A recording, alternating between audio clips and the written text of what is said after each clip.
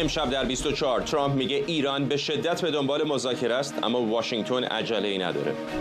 دونالد ترامپ میگه تهران توافق نکرد و تأسیسات هسته‌ایش زیر و رو شد. ما همه ابزارهای لازم رو داریم، هم منطق داریم هم نیرو داریم. هشدار رهبر جمهوری اسلامی درباره وارد کردن ضربه بزرگتر به آمریکا و سایر کشورها. خامنه‌ای میگه ایران در دیپلماسی و جنگ با دست پر وارد میشه. مرگ مشکوک یکی از فرماندهان سپاه پاسداران. رسانه‌ها در ایران از مرگ غلام حسین قیپرور به دلیل عوارض جنگ با عراق خبر دادند.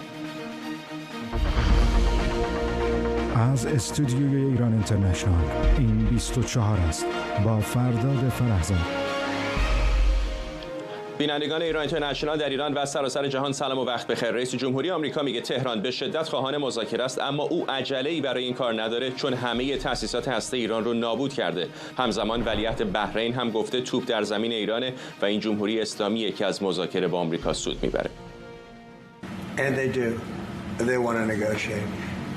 و بله همین درسته، اونا اتفاقا میخوان که مذاکره کنن، بعد جوری میخوان که ما مذاکره کنن و ما عجله‌ای نداریم برای اینکه بهشون گفتیم که میتونیم با شما به توافق برسیم و باید این توافق رو میپذیرفتیم و بعد زیر و زبرشون رو با بمب یکی کردیم و حالا میخوام مذاکره کنم. این یک خبر فوری است.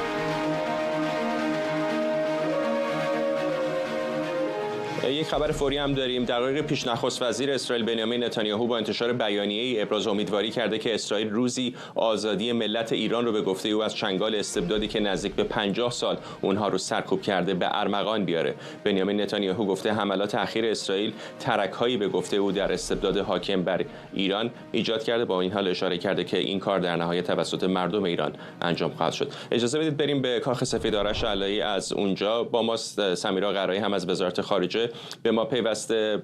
آرش بیشتر به ما بگو در مورد حرفای آقای ترامپ و همینطور مقامات بحرینی که الان دارن دیدار میکنن. میدونم چند روز دیگه قطری ها هم در کاخ سفید خواهند بود. بله چند ساعت دیگه قطری ها وزیر امور خارجه شون شیخ محمد بن عبدالرحمن آل ثانی در کاخ سفید خواهد بود. به نظر میاد که در زمان شام اینجا حضور خواهد داشت آقای آل ثانی بدون اینکه برنامه شام رسمی برای ایشون در نظر گرفته شده باشد. صحبت ها در مورد قطر بیشتر کاخ سفید میگوید اولویت در مورد غزه خواهد بود. آتش بس در غزه، موارد اختلافی که با اسرائیل وجود دارد در این زمینه برای رسیدن به آتش بس در غزه و خب مسئله جمهوری اسلامی و اینکه پایگاه‌های آمریکا هم در کشور قطر هست و قطر جزو معدود کشورهایی است که روابط خوبی با آمریکایی‌ها دارد، با کاخ سفید، با آقای ترامپ و همچنین با جمهوری اسلامی. غیر از اون همین الان آقای ترامپ هنوز میزبان هیئت بحرینی است، همونجور که شما گفتید ولیعهد و نخست وزیر این کشور الان در کاخ سفید هست. آقای سلمان بن حمد آل خلیفه ولیعهد بحرین یک زمان خیلی کوتاهی با آقای ترامپ جلوی خبرنگاران ظاهر شد. کوتاه راجع به ایران هم صحبت کردن، تنش‌ها با جمهوری اسلامی هر دو رهبر. آقای ترامپ همینجوری که شنیدید گفت عجله‌ای ندارد برای اینکه بخواد با جمهوری اسلامی دیدار کند.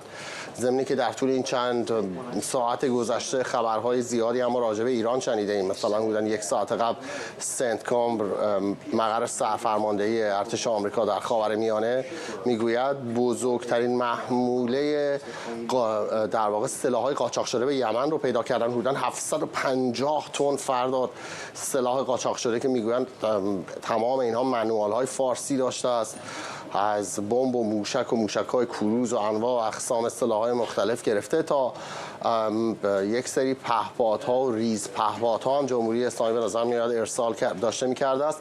توسط گروه‌های متحد آمریکا در یمن این اطلاعاتش داده شده است و ضبط شده است و بعدم در واقع تحویل داده شده است به سنتکام. از وزارت خارجه آمریکا ما شنیدیم که میگویند که دیگر حاضر نیستند به هیچ وجه با جمهوری اسلامی وارد مذاکره غیر مستقیم بشوند و میگویند اگر قرار باشد مذاکراتی هم با جمهوری اسلامی صورت بگیرد مذاکرات مستقیم خواهد بود، به خاطر که میگویند نمیخوان وقت رو تلف بکنن بیشتر از این. یک تاکتیکی بود که دولت ترامپ متهم میکرد از روز اول جمهوری اسلامی رو برای اینکه میخواد مذاکرات رو کش بدهد هر چقدر میتواند و الان دیگر سر و صداها در وزارت خارجه هم در این زمینه در آمده است. غیر از اونم ولیعهد بحرین هم به خبرنگاران گفت توپ اکنون در زمین جمهوری اسلامی است و جمهوری اسلامی هم مزایای زیادی خواهد بود. چیزی که آقای بن خلیفه گفت این است که جمهوری اسلامی از اینکه بخواد وارد مذاکرات با جمهوری اسلامی بشود، با آمریکا بشود، خیلی مزایای زیادی خواهد بود و این فقط یک طرفه نخواهد بود. قراردادی که بحرینی ها امروز دارن میبندن با آمریکایی ها اون خودش قابل توجه هست. قراردادی در زمینه همکاری های هسته‌ای برای گسترش دانش هسته‌ای بین دو کشور. برخی اینجا در واشنگتن دی سی رو تعبیر کردن به سنگ پایه اون کنسرسیومی که آمریکایی ها صحبت میکردن راجع به کنسرسیومی که بتونه غنیسازی اورانیوم انجام بده در یکی از کشورهای خلیج فارس. میگوین بحرین همین سنگ بناش خواهد بود. احتمالاً امارات متحده عربی و عربستان هم به زودی به اون خواهند پیوست و بخش دیگری از اون هم به خرید هواپیماهای مسافربری بوئینگ با موتورهای جنرال الکتریک است که اون میگویند مبلغش رسیده است به 7 میلیارد دلار. سمیرا، در جبهه دیپلماسی آقای ترامپ میگه که ایرانی‌ها به شدت دنبال مذاکره هستن اما او عجله‌ای نداره. فرداد این رو امروز گفت، دیشب هم تکرارش کرد. صحبت تازه است که آقای ترامپ داره انجام میده بعد از اینکه آتش بس اعلام شد. در چندین نوبت راجع به مذاکره آقای ترامپ صحبت کرد، ولی الان در 2 نوبت حداقل داره میگه که عجله‌ای نداره و داره میگه که این طرف ایرانی است که مصر هست که مذاکراتی رو انجام بدن ولی او عجله‌ای نداره. اون چیزی که مشخصا دیشب داشت میگفت این بود که عجله نداره به این خاطره که تمامی تأسیسات هسته جمهوری اسلامی رو نابود کرده. آقای ترامپ میگه اگر اینها میخوان دوباره یک تأسیسات دیگری بسازن بعد برن یک کوه دیگه پیدا بکنند. اون کوهی که داشتن ازش استفاده میکردن رو ما به کل زدیم از داخل، نابودش کردیم و عجله دیگر ندارند برای اینکه بخوان با جمهوری اسلامی سر یک میز بنشینند. از طرف دیگه بحث مکانیزم ماشه یکی دیگر از ابزارهای دیپلماتیکه که در این میان میتونن کشورهای اروپایی و ایالات متحده ازش استفاده بکنن در میدانی که شاهد جنگ محدود اسرائیل هست در داخل خاک ایران. از این سمت ابزارهای دیپلماتیک این فشار آوردن به جمهوری اسلامی برای انجام مذاکره است و پذیرفتن خواستهای ایالات متحده یکی از ابزارهاش مکانیزم ماشه است. ما شب گذشته از وبسایت خبری اکسیوس شنیدیم که آقای روبیو یک تماس تلفنی داشته با 3 تا همتای خودش در اروپا، فرانسه، بریتانیا و آلمان تا راجع به مکانیزم ماشه هماهنگی‌های لازم رو با هم انجام بدن. صبح دیروز هم اینجا در وزارت خارجه آقای روبیو میزبان آقای تایانی وزیر خارجه ایتالیا بود. در اون دیدار رو در رو هم راجع به ایران صحبت کرده بودند و بعدش هم در تماس تلفنی با اون 3 وزیر خارجه آقای روبیو صحبت کرده، هماهنگی‌ها رو انجام دادن و اون بحثی که آمد که هفته اول شهریور اون التیماتومیه که به جمهوری اسلامی دادند، این در هماهنگی با ایالات متحده این ضرب العجل به نظر میرسه که تعیین شده باشه. نکته دیگری که در وبسایت خبری اکسیوس آمده بود از قول استیو ویتکاف بود که منابع آگاه از آقای ویتکاف نقل قول کرده بودند که ما دیگه با طرف ایرانی با میانجی نخواهیم نشست، حتما باید گفتگوها مستقیم باشه. برای اینکه میانجی باشه وقت تلف میشه و سوء تفاهم هم در صحبت‌ها و گفتگوها ممکنه پیش بیاد. اینها آخرین اخباری است که در رابطه با مذاکرات داریم. اما این صحبت‌ها آقای نتانیاهو هم به تازگی آمده در خور توجه هست. یک جملاتی داره که نظیرش رو در ماه‌های گذشته زمانی که اسرائیل درگیر جنگش با حزب الله لبنان بود آقای نتانیاهو گفته بود. مراسمی بوده در بزرگداشت یکی از اهالی اسرائیل، مراسم بزرگی بوده. رئیس جمهوری اسرائیل آقای هرتزاگ حضور داشته، رئیس ارتش حضور داشته، رئیس قوه قضاییه بوده. آقای نتانیاهو سخنرانی انجام داده و میگه من رفتم به یکی از سربازخانه‌های کوچکمون، یک سرباز جوانی از من پرسید این طلوع شیران برای چی چنین اسمی رو گذاشتی و من برای او توضیح دادم که از کجا میاد و من چه فکری داشتم و بعد از اینجا ارجاع میده به داستان کوروش کبیر و اینکه چطور 2500 سال پیش کوروش کبیر یهودیان رو آزاد کرد و این رو الان اسرائیل میخواد در حق مردم ایران انجام بده و میخواد کاری بکنه که مردم ایران از شر تیرانی، دیکتاتوری، استبداد رها بشن و میگه جنگ 12 روزه‌ای که ما انجام دادیم یک ترک‌هایی رو در این دیوار استبداد و دیکتاتوری ایجاد کرده و نهایت ریزش این دیوار استبداد اون ضربه آخر در دست مردم ایران خواهد بود. فرداد ممنونم از هر دو شما. سمیرا قرایی در وزارت خارجه و آرش علایی از کاخ سفید. در تهران ساعتی پیش علی خامنه‌ای رهبر جمهوری اسلامی این کشور رو طرف پیروز جنگ با اسرائیل خوند و گفت اگر سانسور طرف مقابل برداشته بشه مشخص میشه ایران چه خساراتی به آمریکا و اسرائیل زده. خامنه‌ای حمله به پایگاه آمریکا در قطر رو ضربه حساس خونده و گفته جمهوری اسلامی آغاز کننده جنگ نبود اما در میدان نظامی و دیپلماسی دست پر داره. ما همه ابزارهای لازم رو داریم، هم منطق داریم هم نیرو داریم. ما هم در میدان دیپلماسی هم در میدان نظامی انشاءالله به توفیق الهی هر وقت وارد بشیم با دست پر وارد خواهیم شد. 8 ماه 9 ماه می نشینن نقشه میکشن برای یک اقدام، برای یک حرکت نظامی و افراد خیال میکنن که نه خبری نیست و چیزی نیست و اینا. فهمیدن که نه، مردم آحاد مردم فهمیدن اینجوری نیست. لیلا مروتی تحلیلگر سیاسی از هلسینکی با ماست. خانم مروتی، میدونم که خیلی کار سخت اگر غیر ممکنی نباشه این هست که بخوایم بدونیم در فکر آقای خامنه‌ای چه میگذره، اما این حرفی که میزنه در دیپلماسی و به خصوص در نظامی دستمون پر هست، فکر میکنید باور واقعیش هست یا برای راضی کردن حامیانش داره میگه؟ خب ببینید، امروز خامنه‌ای نکاتی که مطرح کرد به نظر من در خور توجه بود، چون امروز خامنه‌ای نشون داد که به مراتب بیشتر از گذشته دروغگوتر، بی‌مسئولیت‌تر، متوهم‌تر و به عبارتی حتی بدبین‌تر شده، کسی که مسئولیت شکستاش رو قبول نداره، کما اینکه در گذشته هم مسئولیت شکستاش رو قبول نداشت. اما اتفاقی که الان افتاده اینه که الان یک شکاف واقعی بین خامنه‌ای و طرفدارانش به وجود اومده. خب به طور اصولی بین خامنه‌ای و مردم شکاف وجود داشت و قابل پر شدن نبود، اما این شکافی که بین او و طرفدارانش به وجود اومده خامنه‌ای را بدبین‌تر کرده و دیدیم امروز خودش اذعان می‌کرد که نیاز به این هست به صورت زبانی بیان وفاداری رو اعلام کنن، نوعی بیعت با خامنه‌ای را اعلام کنن، که این نشون میده خامنه‌ای متوجه نیست که علی‌رغم اون سیاست‌های غلطی که در پیش گرفته هنوز هم داره همون سیاست‌ها رو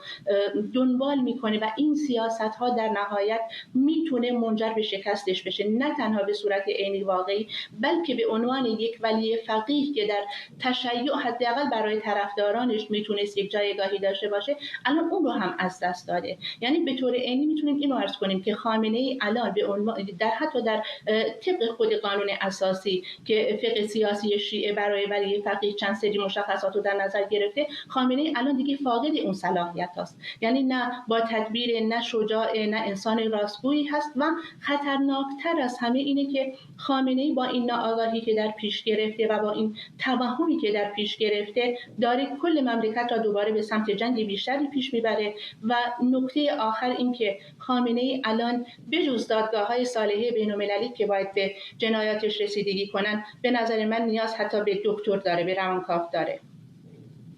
امید معماریان تحلیلگر سیاسی در مؤسسه دان هم از دیترویت به ما پیوسته. آقای معماریان، دست کم این بخش از حرف‌های آقای خامنه‌ای که گفت هدف اونها سرنگونی نظام بود، تفسیر درستی هست به نظرتون؟ به نظرم تفسیر درستی هست از جهت اینکه اون اسکوپ و مدل و سایز حمله که انجام شد و اهدافی که مورد هدف، یعنی در واقع بهشون حمله شد، فراتر از برنامه هسته ایران بود، فراتر از برنامه موشکی ایران بود. مثلا حمله به زندان اوین که در نوع خودش یک جنایت جنگی هست و افراد غیر نظامی بسیاری رو مورد هدف قرار داد، نشون دهنده این بود که به هر حال یک برنامه دیگه‌ای رو برای حمله در نظر داشتن.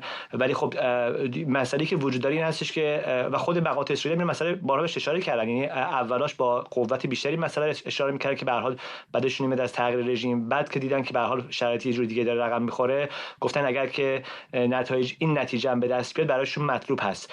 این موضوع وجود داره، بنابراین خب این تردید درش نیست که به نظرم مقامات اسرائیلی می‌خواستن که به هر حال این حمله گره بخوره به یک چیز بزرگتری که مردم در واقع یک جوری دیگه برداشت کردن این حمله رو. ولی خب این حرف آقای خامنه‌ای درست نیستش که بگه که مردم واکنششون حمایت از نظام نظام بود و این خیلی فریبکارانه است که این صحبت رو بکنه. مردم بسیاری حداقل فکرشون این بود که این حمله علیه ایران هستش، حمله علیه تمامیت ارضی هستش و کلا اساسا تصور این که از طریق حمله نظامی که بخواد مثلا مردم رو به خیابون بیاره و باعث تغییر بشه براشون خورده هضمش بسیار دشوار بود. ولی اینکه آیا با کنار نظام ایسته، به نظر من خیلی کم دیدم که به هر حال این موضوع همبستگی مردمی یا به هر حال مخالفتشون با جنگ یا مخالفتشون با حمله نظامی ربطی به حمله به دفاع از نظام داشته باشه.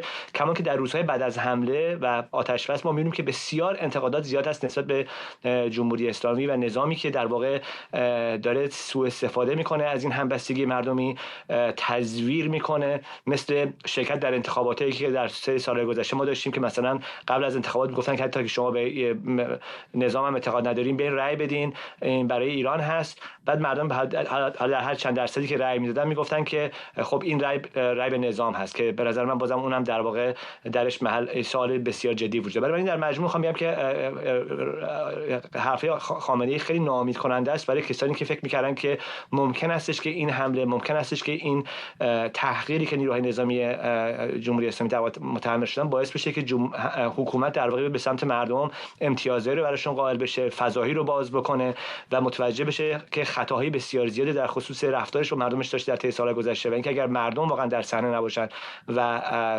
پشت کشور رو خالی بکنن، اون موقع مشکلات بسیار زیادی خواهد بود. حرفای خامنه‌ای دقیقاً به نظر من اون نقطه ناامید کننده داشت و اصلا مشخص است که ایشون در جریان اون چیزی که اتفاق افتاد قرار نداره. خانم مروتی، بعضی اوقات ممکنه تصور به اندازه خود واقعیت اگر نه بیشتر اهمیت داشته باشه. این مصادره به مطلوبی که آقای معماریان هم بهش داره اشاره میکنه که آقای خامنه‌ای میگه همه اونهایی که در مقابل این جنگ ایستادن از نظام حمایت کردن، چقدر به نظرتون واقعاً انعکاس بیرونیش دست کم میتونه به حکومت کمک بکنه؟ برای اینکه الزاما ناظران بین‌المللی که با تمام جزئیاتی که یک ایرانی داستان رو دنبال میکنه نمیکنن و ممکنه واقعا برداشت بکنن که این مخالفتایی که با جنگ بود همشون زیر چتر جمهوری اسلامی بوده. خب ببینید، درسته مخالفت با جنگ اتفاق افتاد، ولی عمده کسانی که مخالف با جنگ بودن مخالفت با جمهوری اسلامی رو، حداقل اونهایی که به صورت صادقانه واقعا جمهوری اسلامی رو قبول نداشتن، در خارج از کشور نشون دادن. در داخل کشور حکومت از یک مسئله سوء استفاده کرد و اون اینه که دیدیم حتی در مراسم عاشورا اومد اون به اصطلاح باورهای مثلا تشیع، باورهای ملی‌گرایانه، باورهای ناسیونالیستی رو با مفاهیم تشیع با هم دیگه ترکیب کرد، چیزی که در طول تاریخ 46 ساله حکومت اساساً محلی از اعراب نداشت، اما این کار رو انجام داد. اما این لزوما به این معنا نیست که مردم موافق حکومت بودن. مسئله اینه که اگر حکومت واقعا فکر میکنه که مردم پشتش هستن، اجازه بده یک روز مردم عادی، مردمی که نه به اصطلاح نه به اصولگرایان وابسته هستن، نه به اصلاح طلبان وابسته هستن، نه به هیچ کدوم از اون ارکان و راندهای حکومتی وابسته هستن، مردم عادی به صورت عادی بیرون بیان. اون وقتی حکومت میفهمه که اون چیزی که اتفاق افتاد در واقع مشروعیت بخشیدن به حکومت نبود از سوی مردمی که خودشون درگیر و گرفتار جنگ بودن و واقعا زندگیشون در خطر بود، مشخصی در اون زمان نمیتونستن کاری انجام بدن و همراه با اون تهدیدایی هم که حکومت انجام داد. ببینید همین الانش هم خیلی مهمه که خامنه‌ای امروز اومده با به اصطلاح مسئولان قوه قضاییه صحبت کرده. قوه قضاییه در هر جای دنیا نماد استقلاله، اما در ایران قوه قضاییه نماد سرکوب حکومته. با اونها صحبت کرده و اعلام میکنه که ناراضیه، میخواد قاضی و قضاتی مثلا خلخالی رو دوباره زنده کنه، کسانی مانند لاجوردی رو زنده کنه و میخواد در درونشون این فضایی هم ادعا کنه که بگه مردم با حکومت هستن. من واقعا اعتقادی به این ندارم که این مردمن که با حکومتن، بلکه مردم در اون فضای سرکوبی که ایجاد شده و در اون جنگی که رخ داده بود مجبور بودن سکوت رو برگزینن. ولی فکر نمی کنم اگر جنگ دیگری اتفاق بیفته لزوما بر همین منوالی باشه که خامنه‌ای و کلیت نظام در پیش گرفتن و تصورشون به نظر من تصور کاملا باطل و غلطیه. آقای معماریان، خب اگر واقعا اینطور باشه آقای خامنه‌ای شاید داره فرصت میخره، اما الان حرفای نیم ساعت پیش آقای نتانیاهو هم در اول برنامه گفتیم به نظر میرسه که او پروژه بزرگتر در سر داره. آیا خامنه‌ای این رو مد نظر داره و اگر داره با این ادبیات و با این سیاستی که داره پیش میگیره واقعا اونطور که خودش میگه دست بالا رو داره، کارتی در دست داره برای مقابله با حملات بعدی احتمالی؟ به هر حال حکومت در ایران حتی در زمانهایی که شکست‌های خیلی فجیعی خوردن در حوزه‌های مختلف همواره یک لایه‌ای پیدا می‌کنن، یک روایتی پیدا می‌کنن که بگن که اون پیروزی بوده، حتی اگر به موضوعات آخرالزمانی هم متوسل بشن، موضوعات ایدئولوژیک اونو پیروزی برای خودشون بدونن. این سابقه داره. مسئله‌ای که وجود داره این هستش که خب حکومت جمهوری اسلامی با یک دشمنی الان مواجه هست که حمایت ایالات متحده رو پشت سر خودش داره، حمایت سیاسیشو داره در سطح مجامع بین‌المللی، سازمان ملل گرفته تا جای دیگه، حمایت نظامیشو داره، حمایت مالیشو داره. و در واقع وقتی ما در مورد اسرائیل صحبت می‌کنیم، در مورد اسرائیل و آمریکا و برخی از کشورهای اروپایی داریم صحبت می‌کنیم. و در طی ماه‌های گذشته، سال‌های گذشته، دولت اسرائیل اینو نشون داده که هدفش، یعنی حداقل میشه گفتش که از روزی که حمله 7 اکتبر اتفاق افتاد، هدفش ایران هست. حالا اینکه تا چه حدی می‌خواد این کارو انجام بده، در واقع حداقل ما الان میدونیم که با توجه به حرفایی که آقای نتانیاهو میزنه، هدفش تغییر رژیم در ایران هست، تضعیف بسیار زیاد رژیم در ایران هست، تضعیف ایران هست. فقط مسئله‌ای که اینجا وجود داره این هستش که خود نتانیاهو کسی هستش که الان با پرونده نسل کشی مواجه هست. دستاش تا به قول معروف تا آرنج در خون بچه‌های تو غزه هستش.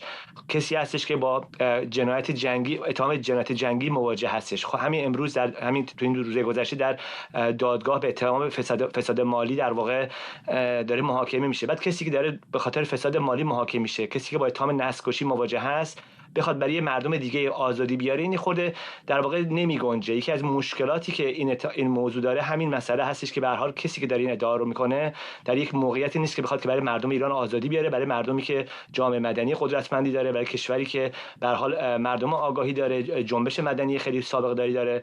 و تصور این که بخوام کسی مثل نتانیاهو بخواد بیاد مثلا این شعارا رو بده، خورده دشوار هست. ولی مسئله‌ای که شما گفتید مسئله مهمی هست، به خاطر اینکه ممکن است که این روی ماجرا باشه و ظاهر باشه یا بخش تبلیغاتی ماجرا باشه، بخش روانی ماجرا باشه، ولی خب نتانیاهو این حمایت سیاسی، مالی، نظامی رو داره و مقامات جمهوری اسلامی اگر که این فهم رو نداشته باشن که ممکن استش که این آتش بس یک مسئله موقتی باشه و آقای نتانیاهو و دولتش و ایالات متحده در قدم‌های بعدی به هر حال فشار بیشتری رو بخوام وارد بکنن، خب اونا این کارو خواهند کرد. و حداقل تو این روزهای گذشته ما دیدیم که مقامات جمهوری اسلامی خطشون رو عوض نکردن، فهمشون نسبت به شرایطی که درش دارن عوض نکردن، هنوز از احترام متقابل صحبت می‌کنن، در حالی که فرمانده‌های نظامیشون در عرض یه شب قتل عام کردن و متوجه نیستن که با چه خطری مواجه هست حکومتشون، چه خطری مواجه هست ایران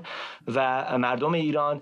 و از این جهت به نظر من ناامید کننده است که هنوز در دام اون شعارهای تبلیغاتی و کرکری‌های همیشگیشون افتادن و اساسا تلاش نمی‌کنن که وضعیت رو از اون چیزی که هست بدتر نکنن. و این مسئله هست که در دیپلماسی جمهوری اسلامی ما می‌بینیم که دیپلماسی فعالی واقعا نداره و نمیتونه از شرایطی که به وجود اومده به هر حال استفاده بکنه و یا حداقل در طی روزهایی که آتش بس همچنان برقرار هست از به هر حال مزیتایی که داره یا ممکن فرصتی که وجود داشته باشه استفاده کنه. بنابراین از این جهت مردم ایران یه جای خیلی بدی قرار گرفتن. دشمن خارجیشون یا کسی که به هر حال بخواد بهشون حمله میکنه در اون وضعیت هست. حکومت داخلی یک حکومت جبار، ستمگر، دیکتاتوری هست که در فشارشون میذاره و از این جهت میشه گفتش که واقعا وضعیت بدی برای مردم ایران وجود داره و حکومت به نظر نمیرسه که واقعا فهمی دقیق نسبت به قدرت خودش و به هر حال توان خودش داشته باشه و این میتونه که خسارات بسیار زیادی رو در آینده اگر روند تحول به سمت دیگه بره برای مردم به همراه بیاره. ممنونم از شما. امید معماریان، تحلیلگر سیاسی در مؤسسه دان از دیترویت و لیلا مروتی، تحلیلگر سیاسی از هلسینکی. بیش از 800 نفر از کنشگران سیاسی و مدنی داخل و خارج از ایران از طرح سیاسی میرحسین موسوی برای برگزاری رفراندوم حمایت کردند. امضا کنندگان این بیانیه نوشتند گام نخست برای عبور از شرایط بحرانی کنونی برگزاری همه‌پرسی آزاد برای تشکیل مجلس مؤسسان برای تدوین قانون اساسی جدید بر مبنای دموکراسی، حاکمیت ملی و موازین حقوق بشریه. محمد قائدی مدرس روابط بین‌الملل در دانشگاه جورج واشنگتن از همین شهر با ماست. آقای قائدی، شما خودتون همین بیانیه رو امضا کردید. آیا تصور شما بر این هستش که کسی مثل میرحسین موسوی میتونه پرچمدار چنین جنبشی باشه؟ درود به شما مخاطبین برنامه. اولا بگم اون چیزی که من امروز اینجا میگم میتونه زمینه ایجاد کنه برای برخورد امنیتی با کسانی که داخل ایران هستن. بخشی از اونها زندانیان سیاسی هستن. بنابراین من صرفا میتونم بگم که این بیانیه چی میگه، من چرا این بیانیه رو امضا کردم و بعد تحلیل‌های شخصی خودم رو بگم و نمایندگی از کسی ندارم. اما در پاسخ به شما اینه که اساساً میرحسین موسوی خواستار پرچمداری این نیست و اصلا دلیلی که من این بیانیه رو امضا کردم اینه که راه حلی که در این بیانیه ارائه میده شبیه به همون راه حلیه که من در یک مقاله 3 روز پیش در یورونیوز منتشر کردم، نزدیک به اون راه حله. بنابراین در این بیانیه میرحسین موسوی، تاجزاده یا دیگرانی که اون رو امضا کردن خواستار پرچمداری نشدن. اما راه حلی که بیانیه ارائه میده اینه که سیاست‌های جمهوری اسلامی و فساد گسترده باعث رسیدن وضعیت ایران به این وضعیت بحرانی اکنون شده و راه حل خروج از این بحران هم اینه که یک همه‌پرسی اتفاق بیفته، قانون اساسی تدوین بشه و بعد انتخابات آزادی برگزار بشه بر اساس یک قانون اساسی دموکراتیک و همه گرایش‌ها و عقیده‌ها بتونن نماینده‌ای داشته باشن، زندانیان سیاسی آزاد بشن و در نهایت اینکه سانسور برداشته بشه. اما اینکه چرا من این بیانیه رو امضا کردم به این دلیله که یک دوگانه جعلی به وجود اومده. اون دوگانه جعلی اینه که یا جنگ یا جمهوری اسلامی، یعنی باید همه یا در کنار جمهوری اسلامی بایستن یا اگر جمهوری اسلامی در واقع نمیخوان باید موشک اسرائیلی و آمریکایی تو سرشون بخوره، در حالی که این اشتباه. من فکر می‌کنم که یک راه سومی وجود داره و اون هم این است که حق تعیین سرنوشت مردم به مردم برگرده از طریق یک در واقع همه‌پرسی.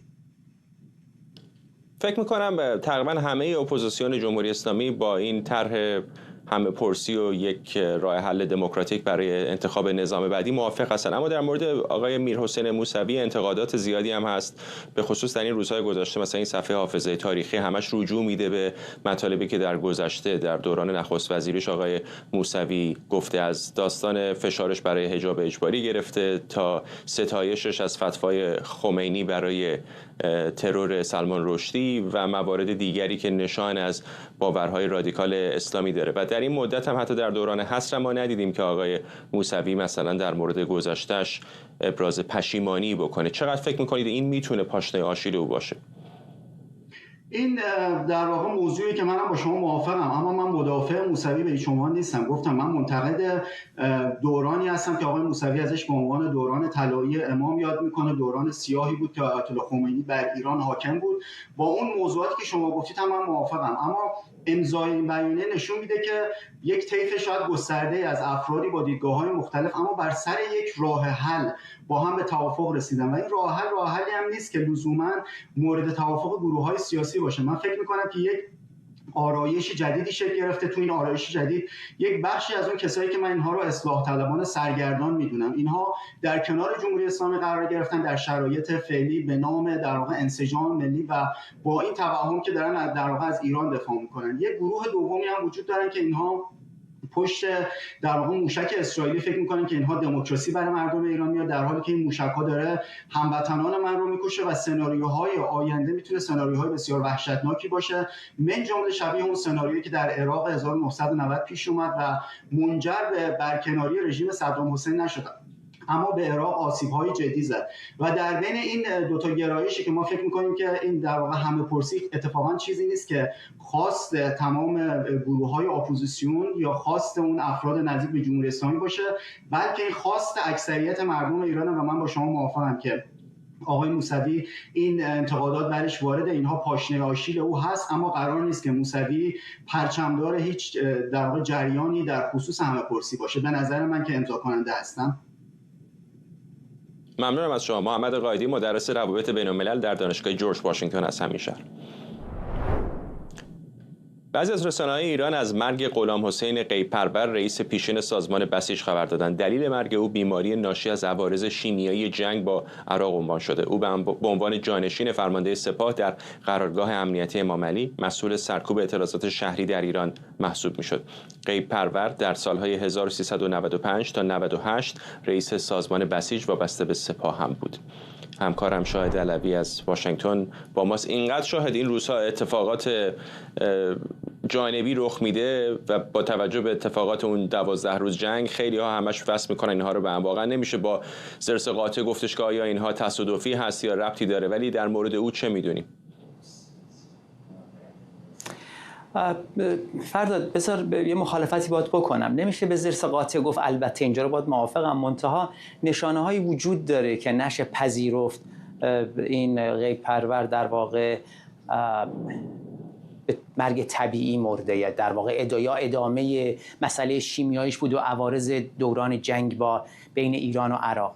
از این لحاظ که ما میدونیم کسانی بودن مثل علی فضلی، مثل داوود کریمی که خیلی معروفه، این حتی علی فضلی هنوز زنده است، داوود کریمی فوت کرده، اینا کسانی بودن که در دوران جنگ از چهره‌های برجسته، وگرنه بسیجی‌ها و سربازان عادی که زیاد بودن، در جریان جنگ در واقع شیمیایی شدن. منتها چه فضلی که زنده است چه کریمی که فوت کرده، اینها در موردشون مراسم بود، مراسم دعا بود، نمیدونم عکساشون منتشر میشد، باشون مصاحبه میشد که چشی شیمیایی شدن، چون بالاخره بخشی از مستندسازی دوران جنگ ایران عراقه.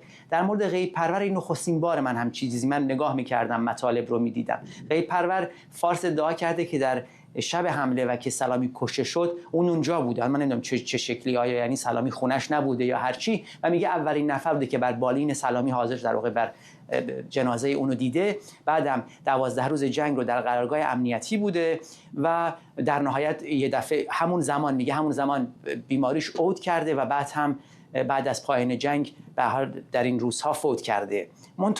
منتها طبیعتاً در شرایطی که مردم به حکومت و خبررسانی انفجار گازیش اعتمادی ندارن، انتظار میره سابقه ای از بیماری شیمیایی ایشون، شیمیایی شدن ایشون، مصاحبه‌ای باش، ثبت خاطره‌ای شده باشه.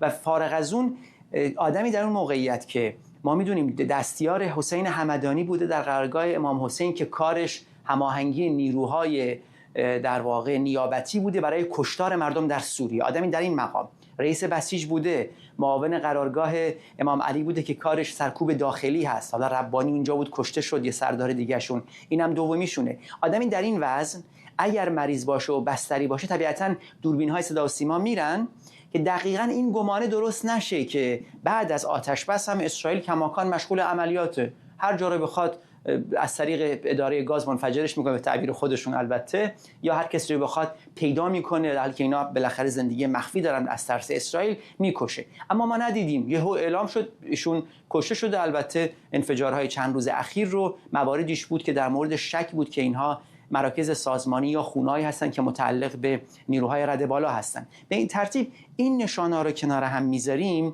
من تلقی میکنم که ایشون هم به مرگ عادی نمرده. فارغ از این جایگاه اینم بگم، چون در واقع پرور به خاطر همراهیش با همدانی که در سوریه کشته شد در بخش نیروی نیابتی یک تهدید برای اسرائیل بوده. قبلا هم از صحبت‌های ایشون میشه نقل کرد، گفته بود که اسرائیل، نابودی اسرائیل یا خواست اسلامی انقلابیه و خواست ملت ایرانه. یه بار دیگه هم گفته بود که ترامپ نمیتونه به تعبیر ایشون هیچ غلطی بکنه و تهدیدش علیه ایران بی ارزشه. یعنی در موقعیتی بوده به لحاظ سابقه نظامیش، سابقه فرماندهی در نیروهایی که مرتبط بودن با امنیت منطقه‌ای و سابقه سرکوب داخلیش و شیوه اظهار نظرش در مورد اسرائیل که به یک هدف مشروع برای اسرائیل تبدیل بشه و مرگش هم با این شیوه اطلاع رسانی که در واقع اطلاع رسانی نشد، یهو گفتن غیب پرور مرده. خب فیلمی، عکسی، بستریش، بالاخره این شیمیایی صدای طرف موهاش میریزه، مواردی هست که اونایی که به این شکل مجروح شدن، مصدوم شدن، نشانه‌ها عوارضی وجود داره. ایشون حتی در مصاحبه‌ای هم که ازش من چند مورد ویدیو رو نگاه کردم، هیچ جایی نشانه‌ای مثلا از اون علائمی که معمولاً ما مثل از علی فضلی می‌بینیم دیگه، فضلی الان هم زنده است، سردار ارشد هم هست، در تهران هم در اون قرارگاه امنیتی خدمت کرده قبلا، الان مثل که بازنشسته شده. ایشون مشخصه از چهرهش، از حرف زدنش. به این ترتیب من در واقع تردید دارم این آدم با این سابقه، البته با اگر بخوایم از منظر کسانی که در ایران سرکوب و تجربه کردن، در واقع که یکی از کارگزاران عالی رتبه دستگاه سرکوب دیگه نیست. حالا چه اسرائیل کشته باشه، چه دست غیبی که از طرف اسرائیل بوده یا موارد طبیعی دیگه. ممنونم از تو همکارم شاهد علوی از استودیوی ما در واشنگتن. کمیته نیروهای مسلح مجلس نمایندگان آمریکا اصلاحیه‌ای برای قطع بودجه سازمان‌های وابسته به ایران تصویب کرده. در جریان بررسی لایحه اختیارات دفاع ملی برای سال مالی 2026 اصلاحیه‌ای از سوی نماینده جمهوری‌خواه جو ویلسون به تصویب رسیده که هدفش جلوگیری از ارسال بودجه مالیاتی آمریکا به سازمان‌های وابسته به ایرانه. همکارم مرضی حسینی از کنگره با ماست با جزئیات بیشتر در این باره. مرضی. فرداد، از بحث مصاحبه شروع کنم که احتمالاً در جریان برنامه این مصاحبه را منتشر می‌کنیم با آقای جیم ریچ، فردی که رئیس کمیته روابط خارجی مجلس سنای آمریکا هست و در این مصاحبه به 3 نکته اصلی که اشاره کرد مشخصاً در خصوص مردم ایران بود. اظهاراتی از این دست که برای ما حساب مردم در ایران با دولت و با حکومت کاملاً جداست. در خصوص برنامه هسته‌ای هم اشاره‌هایی داشت در خصوص اینکه از نظر مجلس سنای آمریکا در بازه زمانی فعلی برنامه هسته‌ای ایران هیچ تهدیدی به حساب نمیاد، چرا که ما بر این باور هستیم که این برنامه رو به طور کامل حداقل برای یک بازه زمانی طولانی مدت نابود کردیم. اون تاکید کرد اگر هم که میگن کم نابود شده یا به طور موقتی نابود شده، این در واقع اظهاراتی هست که اونها در اطلاع نیستن و بر اساس اسناد و شواهدی که ما مشاهده کردیم این برنامه به طور کامل نابود شده. بخشی از این مصاحبه رو ببینیم فرداد و برگردیم با خبر مربوط به کمیته نیروهای مسلح.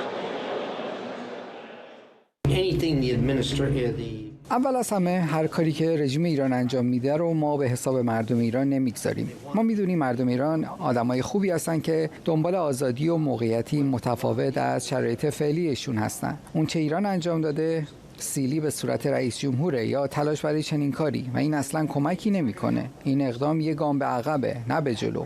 همچین اقدامی در قالب ترور در هیچ شرایطی قابل تحمل نیست.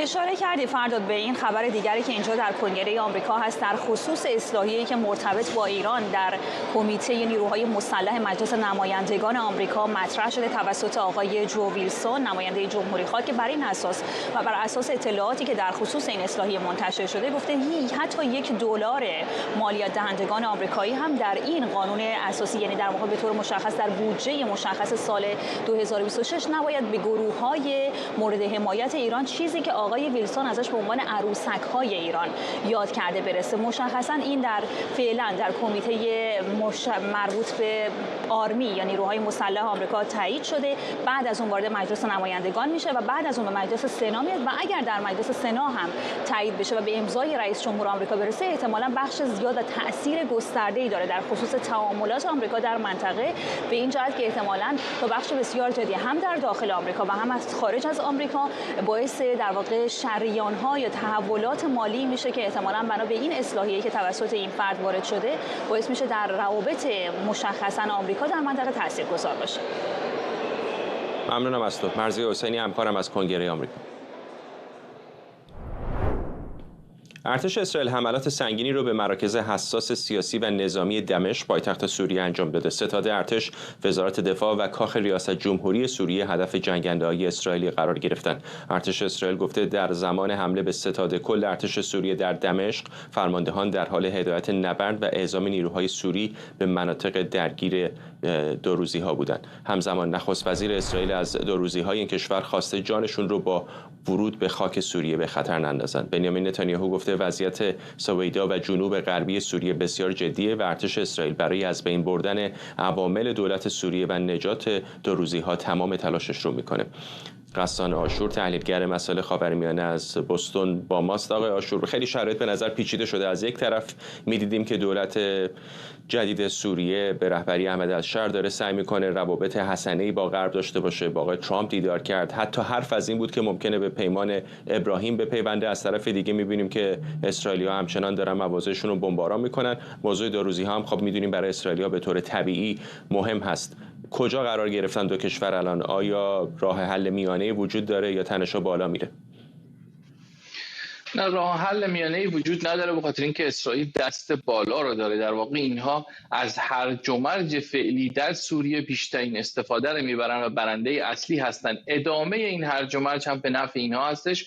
اشغال بعضی از مناطق سوریه علاوه بر اون چیزی که در 50 سال گذشته اشغال کردن، هم به نفع اینها هستش. در واقع فرصتی هستش برای اسرائیلی‌ها، اینها میخوان ازش حد اکثر استفاده رو ببرن، حتی اگر در مرحله هرج و مرج در آینده تمام بشه و مثلا حکومت نسبتا مستقلی در اسرائیل نسبتا در سوریه داشته باشیم، نسبت حکومتی که با ثبات باشه، در اون مرحله هم میتونه از این زمین‌هایی که اشغال کرده، از این متحدانی که در جنوب سوریه برای خودش داره ایجاد میکنه استفاده بکنه.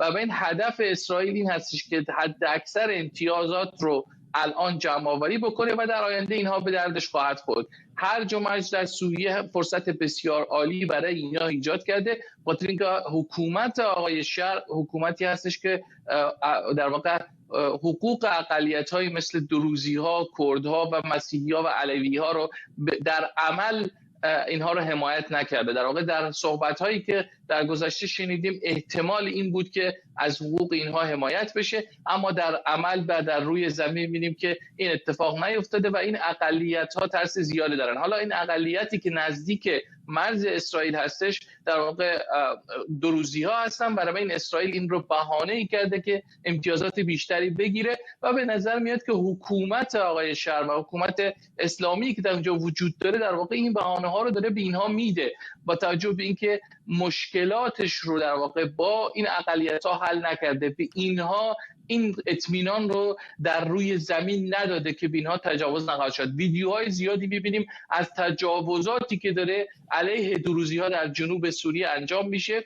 اینها در واقع با اینکه آقای شر ادعا میکنه احتمالاً که اینها نیروهای حکومتی نیستن، اما اینها در عمل نیروهای جبهه نصره یا نیروهایی هستند که تحت فرماندهی آقای اشر برای چندین سال در سوریه جنگیدن و تا همین جای کار هم اینها تحت فرماندهی اون هستند.